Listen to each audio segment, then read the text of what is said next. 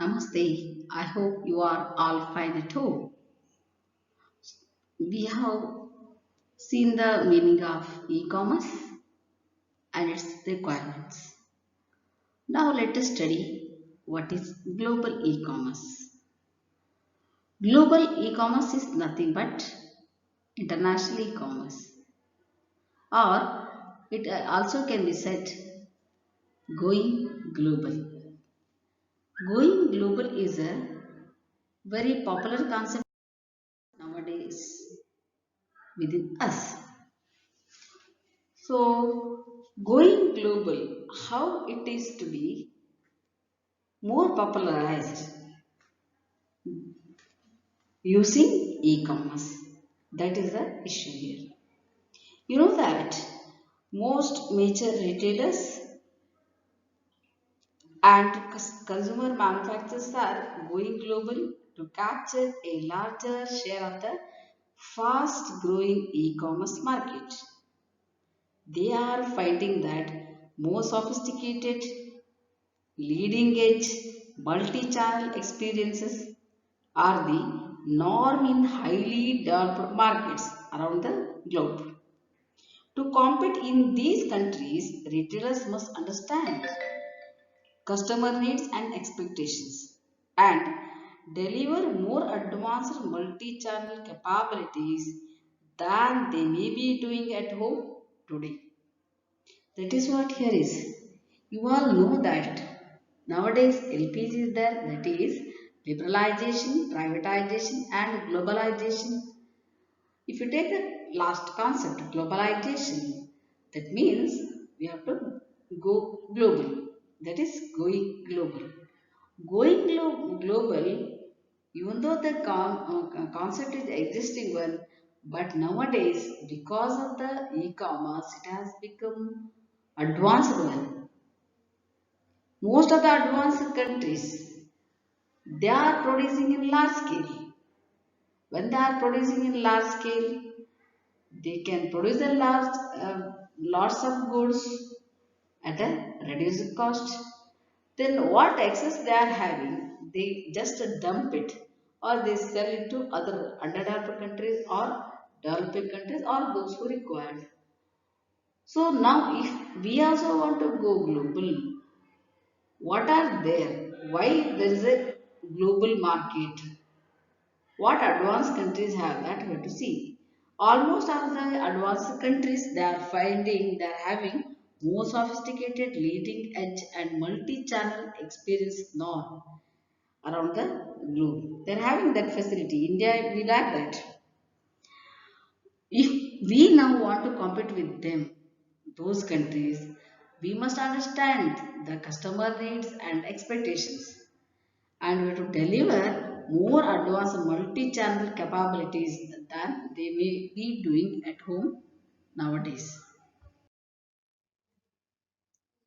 Just you see, one of the studies, that is the studies, the global e-commerce gold rush, how retailers can find riches overseas. It means in that year studies how retailers can go overseas, go beyond the territory of India. How it is possible in the study it is there elaborately mentioned. So what they have to do in that research study? It was explained about the Cisco IBSG. The Cisco IBSG estimated global e-commerce include target it will reach almost $1.4 trillion, a 5-year compound annual growth rate of 13.5%.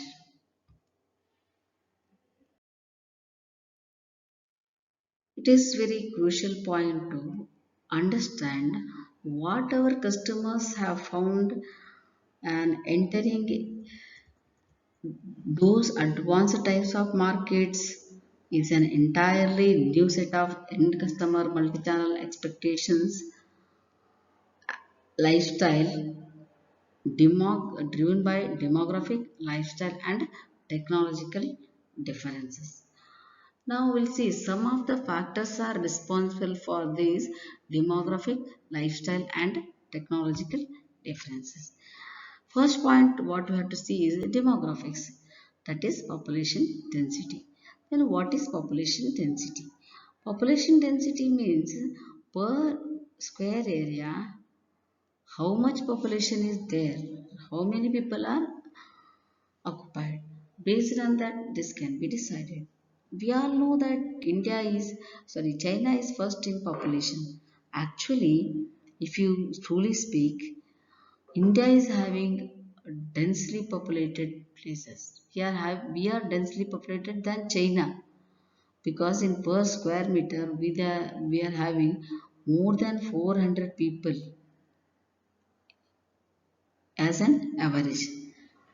So this is just here population density. So you know that here all these underdeveloped countries,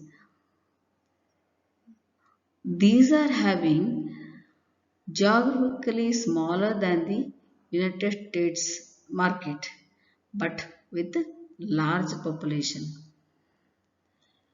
The UK population is 8 times denser per square mile than that of the United States, while Japan's and Korea's population are 10 times and 15 times denser respectively. Then you can see that in those places, housing and retail spaces are often packed tightly. Then impacts of multi-channel include an enhanced ability to provide faster shipping, the necessary of delivery and pickup alternatives for packages, and it is to be provided the doorstep, and the desire from alternative less expensive retail space. All these are the features of advanced countries e-commerce or commerce, you can see. The next point what we have to understand is which again we can say which makes the underdeveloped countries market different from other advanced countries. So lifestyle also. Usually in advanced countries, small houses and long hours are there. What does it means? Here in developed countries, homes and refrigerators are typically they are smaller. Usually they are smaller.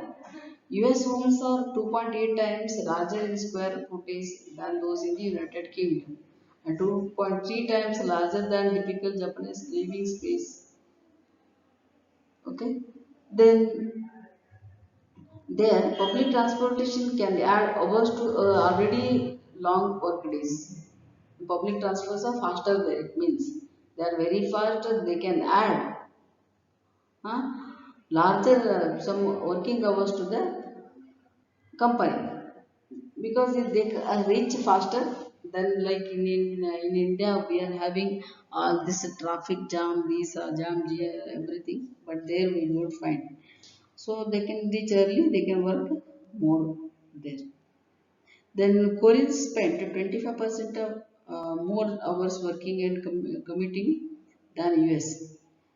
Then, these are the factors which are well established online grocery market with frequent and flexible delivery options. The next point is um, higher degree of government mandated infrastructure. Higher degree of government, which is mandated infrastructure means government has made some infrastructure mandatory. Mandatory in the sense compulsory. So if it is done compulsory, obviously we all can have very good roads and all this. So these are the factors which are responsible for the growth of the well-developed markets. The higher degree of government mandate infrastructure means in many of the advanced nations, there is a highly developed infrastructures. But if you want to speak, that too particularly in Asia, government and business are more entrenched. and the government is able to mandate certain infrastructure capability and standards. This has led to much earlier adoption of. So now we are adopting all these broadband, 3G mobile and near field communications payments. While Holiday 2011 saw a rapid rise in mobile shopping in the United States. Using phones to shop and pay for a variety of services is already it was common in some countries. With the enabling infrastructure already in place, retailers are experiencing with leading edge storage experiences. Now we have to see. Now we have to see why there is a gap between the advanced countries and the underdeveloped countries. The differences are the key challenge, or it is a knowledge gap. So, in clear, the retailers need to understand the differences in shopping behaviors and expectations. However, executives often lack knowledge about international multi-channel norms. Multi-channel initiatives are often housed in e-commerce divisions where online specialists may have little or no store or international experience. It can seem simpler just to export existing ways of doing business than to tackle the complexities of each market. But understanding the norms can be the difference between success and failure. For example, for the best practice in staffing global e-commerce operations, Cisco IBSG point of view, they entitled The Global E-commerce Gold Rush How Retailers Can Find Riches Overseas. This study explains about the differences and the why differences are there. Now we have to see which are the different areas of multi-channel innovations are commonplace today in advanced market. Those can be studied under the heading of current multi-channel expectations. What are those? What are the expectations? First thing is fast delivery and order customization. In the advanced countries, it is there. The UK and advanced Asian markets have highly developed delivery infrastructures. Small geographies enable quicker delivery times, and since packages can't be left as easily at the door due to home density or rainy climates, customers demand multiple delivery options. You know that. Large retailers in the United Kingdom and Australia offer 1 to 2 hour delivery windows, including evenings after work. Using shuttle, London customers of UK multi-channel retailer Argos can receive an order 90 minutes after placing it online for pound 4.95. Large and small retailers in Asia deliver customized food orders 10 times a day, 2 hours after an order is placed. In South Korea, Tesco Home Plus delivery memo service allows customers to specify their food preparation online. They ask, would you like your fish prepared for roasting or boiling? Should it be cut in 3 pieces or 4? And receive it 2 hours later. Like this, they ask and they give reference for customer specification and delivery. The next aspect is store and alternative site pickup. Customers need for convenience and there's issues with home delivery. They also have made store and other location pickup options commonplace. 25% of Japanese e-commerce transactions are paid for and picked up at a local convenience stores. In the United Kingdom, Argos, Asda, Tesco, Sainsbury, and Marks and Spencer all have click and collect in-store options. And Tesco is in trial with a drive-through supermarket. Many UK retailers are piloting pickup in more convenient high street stores. In France, most e-commerce retailers provide delivery to local post offices and neighborhood stores for weekday or weekend pickup. Similarly, in Australia, customers of Big W, the leading general merchandiser, have the option to pick up their packages at a post office or at work. And Colse is piloting pickups at Colse Express petrol station. Then next thing what we have to see is online grocery. What is this? Online grocery developed much earlier in more densely populated countries than the United States, but still represents only about 2% of total CPG sales, but 7% in the United Kingdom. Deliveries, deliveries offered by all major grocers and constitutes about 4% of the markets, forecasted to hit between 6% and 12% in 2 years. 8 in Japan, 30% of the population has purchased grocery or CPG items online. With the seniors over 60 and biggest online grocery shoppers, 9. The services is offered by Ito Yokoro, 7-Eleven, Walmart, Amazon, and Rakuten, among others. Similarly, in South Korea, online grocery is available through all the major and minor grocers. Even in Australia, where online grocery still represents only 1% of the market.